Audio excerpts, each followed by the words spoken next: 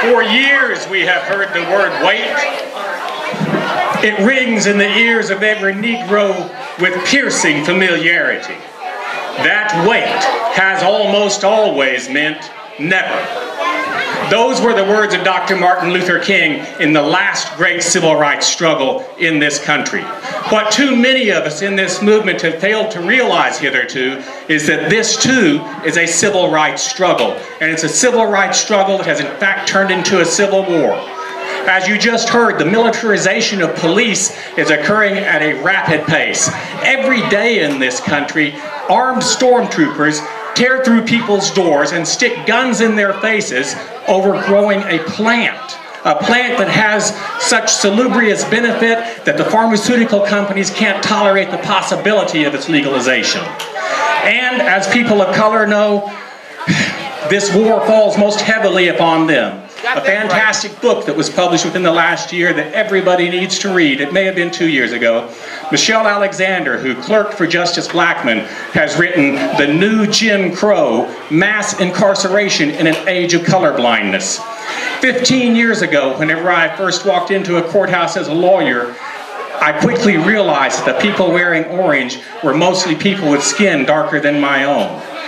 I've been very aware of that throughout these years, but even I was disgusted and surprised with the actual figures. Another important book published within the last year was by a fellow named Radley Balco, The Rise of the Warrior Cop, the militarization of America's police forces. Perhaps the worst thing about this drug war is what it has done to our criminal justice system. Day in and day out, police commit perjury. We bust them on it routinely. Prosecutors who want to do something about that can't do anything about it. Those prosecutors have to pick and choose their police prosecutions very carefully because they know that if the fraternal order of police comes out against them in the next election, they will lose that election. The judges are also intimidated for the same reason.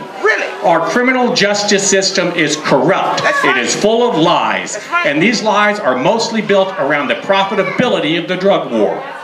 The private prison industry in this state took off like crazy during the Keating administration in the 1990s. Perhaps the most disgusting statistic in Oklahoma is that we are the world's #1 incarcerator of women. That's a shame. Women do not do violence for the most part. Most of these women are in prison as a consequence of the drug war, and very often part of their sentence is being raped behind those prison walls. It occurs with great regularity. The civil rights statutes that exist that purport to address those things are in fact an illusory remedy. I tried to stop some of those occurrences very early on in my legal career and found that the private prison industry has so many friends at the legislature and in the executive branch that you have very little luck in getting anywhere with those. In fact, speaking of the legislature and the executive branch, T.W. Shannon and Mary Fallon have to keep title lawyers on staff because they've been bought and sold so many times that every day they have to wake up and ask the title lawyers who it is that owns them. They both had their inaugurations paid for by the private prison industry. This is a foul, foul cancer on our culture. People who are here need to know, for one thing, that if you're going to be part of this movement, you will quite likely be a target. Oh, Lord. Nobody's ever been as addicted to drugs as the drug warriors are addicted to the drug war. We are talking about billions upon billions of dollars. It has caused police to routinely commit perjury. It has caused judges to make decisions that are so absurd and obscene. It would seem counterintuitive to all of us that a police officer can admit to committing perjury in the affidavit used to acquire a warrant. Yes, they do. And then he can hand that warrant to an officer who didn't know that it was a consequence of perjury. And thanks to a case called United States v. Leon from 1984 that the Oklahoma Court of Criminal Appeals just adopted last month, that warrant, by virtue of the good faith of the officer who serves it, because he was ignorant of the perjury, now becomes a good warrant. So if they want in your house, all it takes is one lying cop, and there's nothing within the law that will stop them. That's a shame. So if you're going to be part of this, you need to take some precautions. Number one, do not carry marijuana in your car. I would be unemployed if people would not carry marijuana in their car. As a friend of mine in Seattle says, fantastic lawyer Jeffrey Steinborn, only break one law at a time. If you are carrying, you most certainly need to have your seatbelt on, follow the speed limit, use your turn signal. There's massive money in these drug arrests. On almost every misdemeanor case that comes through, the court system makes about $2,000. Other rules that you must attend: never open your door of your home to anybody you don't know, especially and including the police. When you open that door, what frequently occurs is their foot goes in the door. Now, if you slam that door on their foot, you're looking at assault and battery on a police officer. Just to open in the first place. Frequently, yes, absolutely. Just do not open the door in the first place. Also, they love to do trash pulls. Oh. A trash pull is where the police come along with an empty trash truck, empty your garbage into that trash truck, sort through it and find seeds or stems or other indicia of possession, and typically that is enough to get them a warrant to get into your home. Oh, Lord. And so don't put anything on the curb that can possibly incriminate you. Also, with social media, lots of people are talking on the phone and texting about that which is illegal, and they are listening much more than they're letting on. I believe it was Reuters that recently reported the phenomenon of the DEA now doing what the NSA is doing, that we know about only thanks to the revelations of Mr. Snowden. Turns out the DEA is calling up local police agencies and saying things like, look for the brown Cadillac at the truck stop.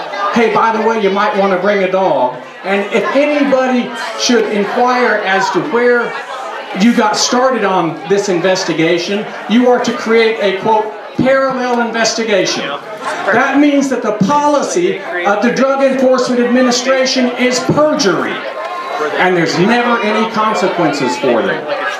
If you're going to be part of this, I don't doubt that there's probably a police officer here among us, and our pictures are being taken, and our license plate tags are being taken down. And these days, many of these police agencies have license plate tag readers that can instantaneously read your tag.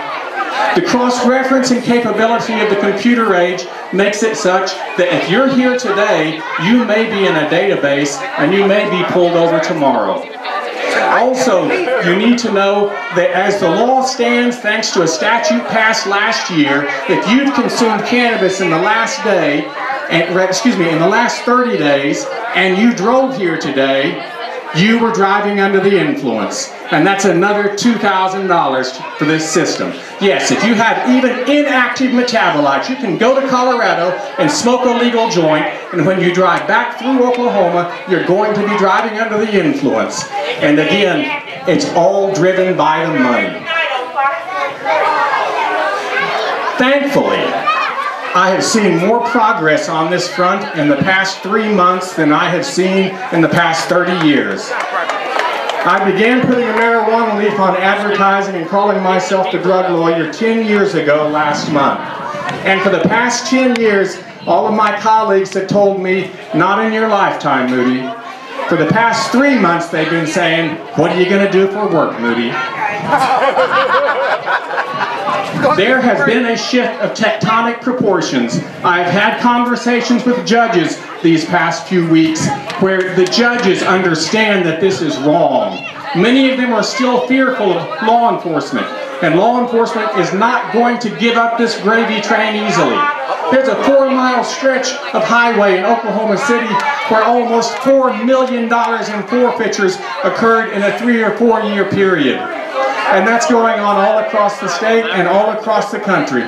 and they're not going to give up easily. So be careful if you're going to be part of this movement, but please be part of this movement. Oh, Lord. I was reminded a moment ago of that old Martin Niemöller quote from the Nazi era, where he says that first they came for the communists, and I said nothing because I was not a communist.